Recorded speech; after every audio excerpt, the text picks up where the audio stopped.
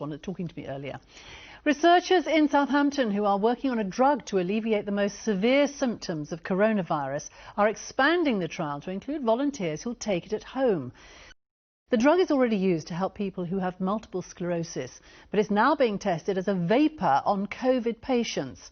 As Tom Hepworth reports, it's hoped it will save lives and keep people out of hospital.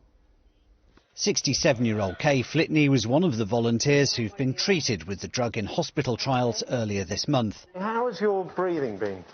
Very, very shallow. So it's like your lungs are sort of blocked? Yes, it was. The drug contains interferon beta, a naturally occurring protein.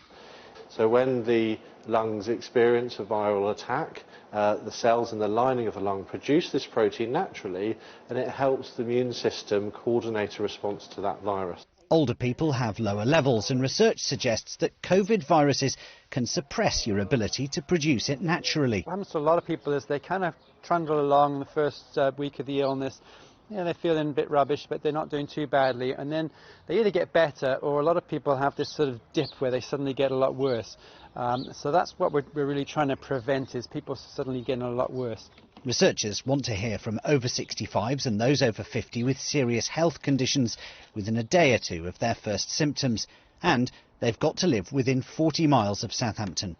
They'll be tested, and if that comes back positive, they'll get this equipment so they can treat themselves. So people are going to get talked through it. They have to be able to use some sort of video conferencing, so that will screen out some people. There's a nurse that will spend time with them, talk them through it, help them set it up and get it all done.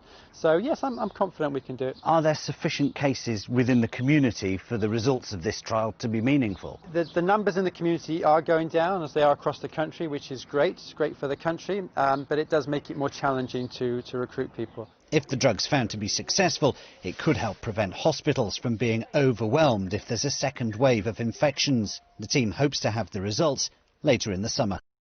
Tom Hepworth, BBC South Today. And if you'd like to volunteer to take part in that trial and you live within 40 miles of Southampton, you can get in touch with the team by going onto the website COVID Trial at Home.